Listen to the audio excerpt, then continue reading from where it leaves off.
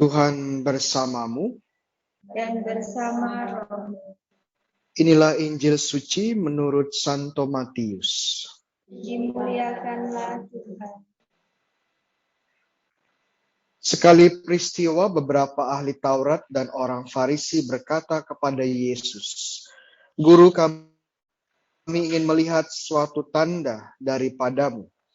Jawab Yesus kepada mereka, "Angkatan yang jahat dan tidak setia ini menuntut suatu tanda. Tetapi kepada mereka tidak akan diberikan tanda selain tanda Nabi Yunus. Sebab seperti Yunus tinggal di dalam perut ikan 3 hari 3 malam, demikian pula Anak Manusia akan tinggal di dalam rahim bumi 3 hari dan 3 malam. Pada waktu penghakiman, orang-orang Niniwe akan bangkit bersama angkatan ini dan menghukumnya juga. Sebab orang-orang Niniwe bertobat setelah mendengarkan pemberitaan Yunus. Dan sungguh yang ada di sini lebih daripada Yunus. Pada waktu penghakiman, ratu dari selatan akan bangkit bersama angkatan ini. Dan ia akan menghukum juga. Sebab ratu itu datang dari ujung bumi untuk mendengarkan hikmat Salomo. Dan sungguh yang ada di sini lebih daripada Salomo. Demikianlah sabda Tuhan. Syukur puji-pujilah.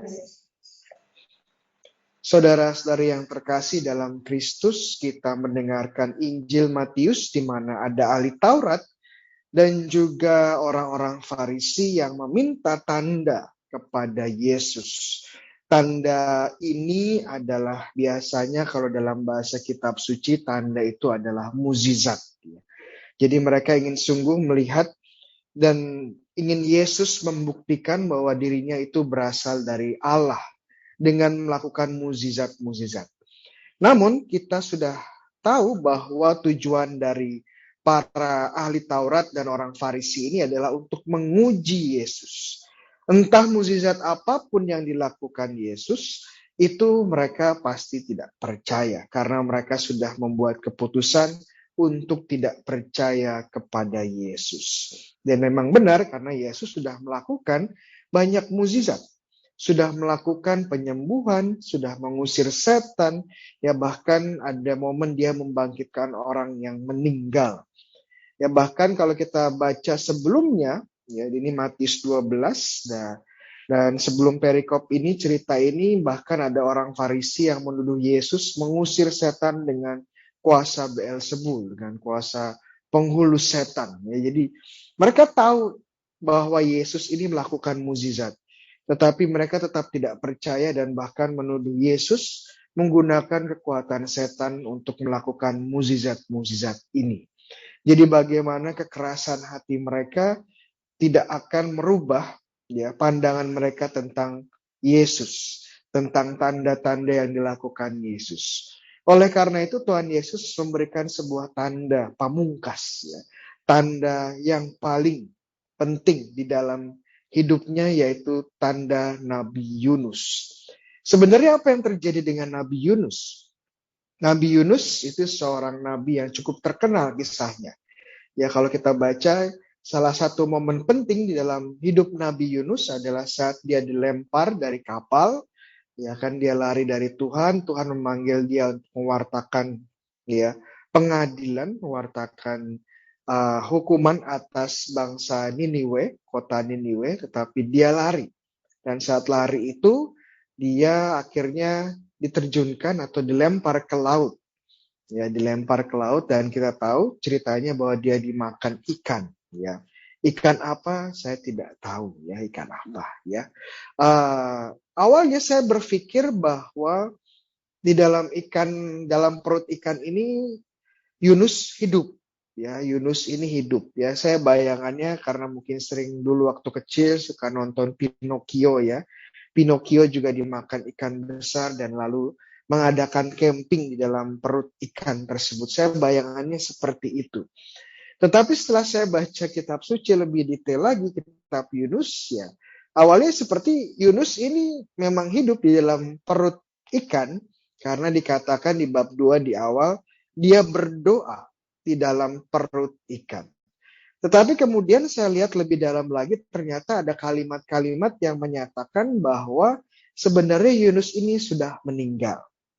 Ya, bahwa di dalam bab 2 itu dikatakan, dari dunia-dunia orang mati saya berdoa. Menunjukkan bahwa dia sudah berada di dunia orang mati. Jadi Yunus waktu dilempar, itu ya tenggelam dan akhirnya meninggal dimakan ikan.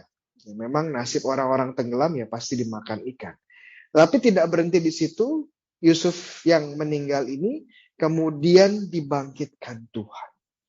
Dan apa yang terjadi? Dia mewartakan ya penghakiman kepada kota Niniwe, tapi yang terjadi adalah kota Niniwe mereka bertobat. Jadi sama seperti Yunus, Yesus juga akan wafat, dikuburkan di perut bumi, ya, dan kemudian akan bangkit.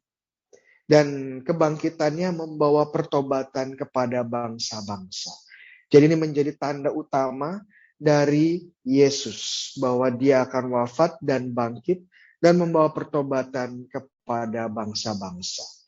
Mungkin buat kita di masa pandemi ini, kita mungkin juga meminta banyak tanda, meminta banyak mukjizat kepada Tuhan Yesus, kepada Allah untuk menyembuhkan kita, ya, untuk membawa kita keluar dari berbagai permasalahan pada masa pandemi ini, ya, untuk juga dikuatkan dalam masa pandemi ini, untuk berakhirnya masa pandemi ini, secara khusus di negeri kita ini. Mungkin ada tanda-tanda atau mukjizat-mukjizat yang Tuhan berikan kepada kita. Bahwa ada yang disembuhkan, ya, ada juga yang berhasil survive, berhasil mengatasi masa pandemi ini. Ya. Tetapi juga kita mengetahui tidak semua mengalami mukjizat seperti yang kita harapkan. Tanda yang kita minta tidak Tuhan berikan. Tetapi hari ini Injil mengingatkan kita, ada sebuah tanda yang Tuhan berikan kepada kita. Dan Tuhan sudah berikan kepada kita. Yaitu tanda Yunus. Yakni di mana Tuhan Yesus sendiri bersama-sama dengan kita menderita. Berjalan bersama kita. Berjalan bersama kita menghadapi masa-masa sulit ini. Dan saat kita meninggal, saat ada saudara kita, keluarga kita akhirnya meninggal, Tuhan juga meninggal wafat bersama mereka. Dan kalau kita percaya bahwa saudara-saudara kita ini meninggal bersama Yesus, wafat di dalam Yesus, kita juga percaya pada akhirnya mereka juga akan bangkit bersama Yesus. Ini pengharapan kita bahwa karena Yesus juga menderita bersama kita, karena Yesus juga wafat bersama kita, penderitaan kita, wafatnya saudara-saudara kita ini tidak sia-sia. Di dalam Yesus semuanya memiliki tujuan. Di dalam Yesus semuanya menjadi berkat. Di dalam Yesus semuanya menyelamatkan. Inilah tanda Yunus, inilah tanda Yesus yang diberikan kepada kita semua. Oleh karena itu kita tidak putus harapan di masa pandemi yang sulit ini. Justru kita semakin diajak untuk terus berdoa dengan sungguh, untuk berpantang dan berpuasa. Kita tidak boleh putus harapan. Justru sebaliknya kita semakin diajak untuk terus berharap dan berdoa kepada Tuhan kita. Amin.